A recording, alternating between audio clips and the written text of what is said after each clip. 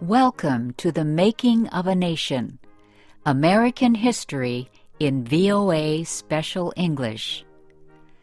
A new leader stood before the American people on March 4th, 1913. He was Woodrow Wilson, the 28th President of the United States. Wilson belonged to the Democratic Party. He was progressive in his belief that government should take an active part in efforts for social reforms. This week in our series, Kay Gallant and Harry Monroe begin the story of Wilson's presidency.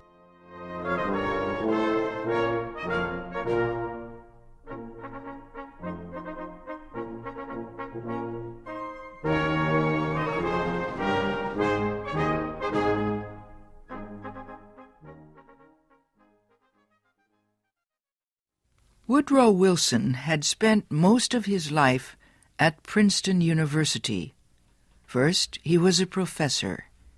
Then, he was university president. Next, Wilson was elected governor of the state of New Jersey. His early success as governor made him a leading candidate for the Democratic presidential nomination in 1912. Wilson traveled widely around the country during the campaign. He made speeches to many groups. He tried to make himself and his ideas known to as many Americans as possible. Wilson called his program the New Freedom. One of his campaign promises was to fight for better conditions for America's small business owners. Such proposals helped him win the Democratic nomination for president. Then he defeated President William Howard Taft and former President Theodore Roosevelt in the election. Woodrow Wilson, the former president of a university, had become the president of a nation. The largest crowd in Washington, D.C.'s history welcomed Wilson outside the Capitol building on the day of his inauguration. He called on the American people to join him in making the country a better place. "Our duty," Wilson said, "is to correct the evil without hurting the good. I call all honest men, all patriotic, all forward-looking men to my side."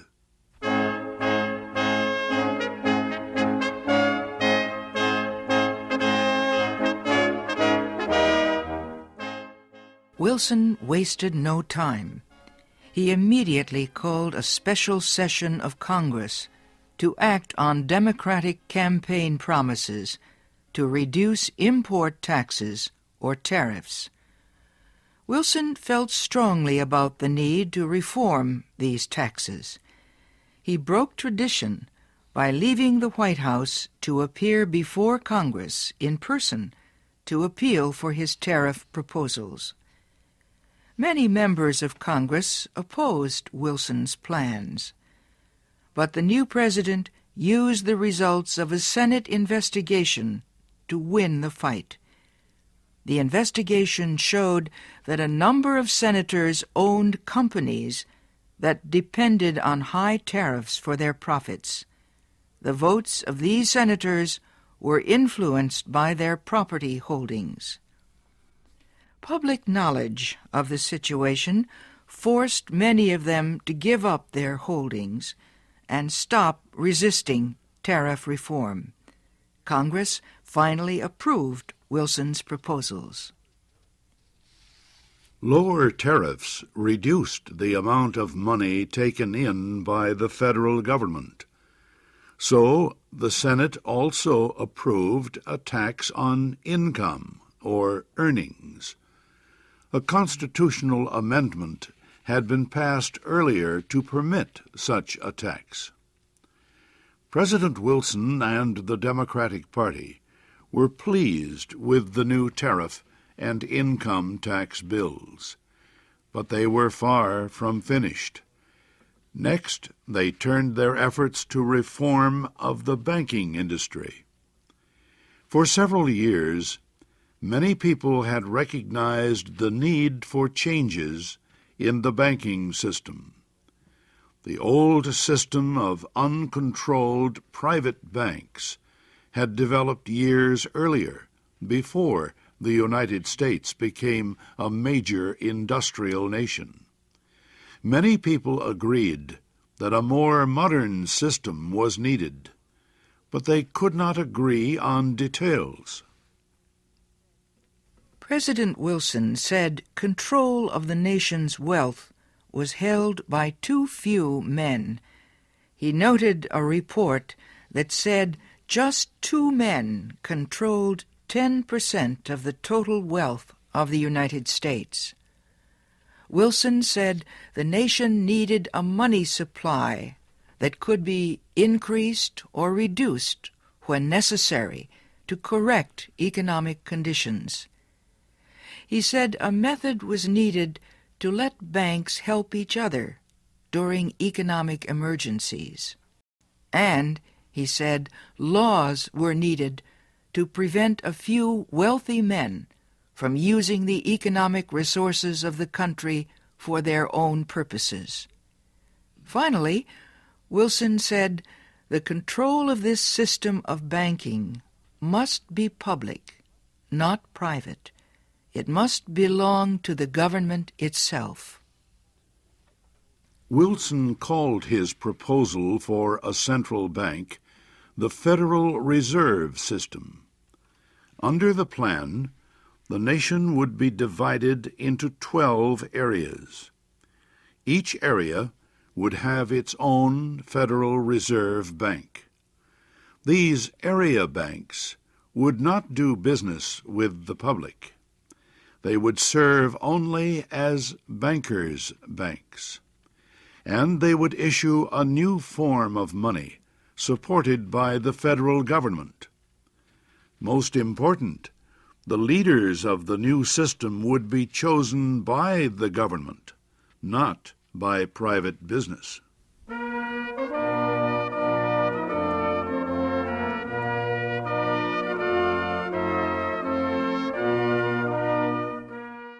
Bankers, business leaders, and their representatives in Congress sharply criticized President Wilson's proposals. They said government control of the banking system was socialism, not capitalism. But Wilson refused to change his proposals, and he helped to lead the fight to make them law. Finally, Congress agreed. It did not take long for bankers to discover that the new system was much better than the old one. Today, the Federal Reserve System is one of the most important institutions in the United States. For Woodrow Wilson, the fight over the banking system was yet another political success. He had won major reforms in the nation's tariffs, taxes, and banking systems. Now he told Congress that new legislation was needed to control the power of monopolies and trusts. These were the giant companies and business alliances that controlled complete industries. Wilson proposed a new antitrust law to control the actions of large companies. His supporters in Congress wrote a bill that listed a number of business activities that no longer would be permitted. For example, no longer could a company set prices that would reduce competition or create a monopoly. No longer could corporations buy stocks of competing companies. No longer could they demand that a store refuse to sell competing products. The new bill also protected labor unions from being charged with antitrust violations. It gave unions more power to organize and protect workers. At President Wilson's request, Congress also prepared a law that set up a government agency called the Federal Trade Commission. The commission was given the job of investigating wrongdoing in business. It had the power to force companies to obey the new antitrust laws and other rules.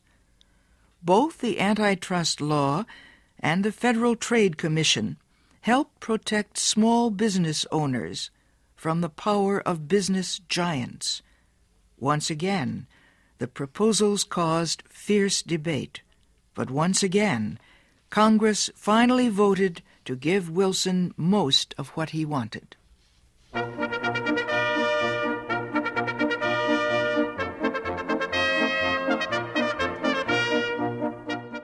The early months of Wilson's term were one of the most successful times in the history of any president. The new president had won the election by promising major reforms in the economic life of the country, and he had kept that promise. The reforms were not only a victory for Woodrow Wilson, they also changed the face of American business and economics for many years to come. The income tax, for example, grew to become the federal government's main source of money.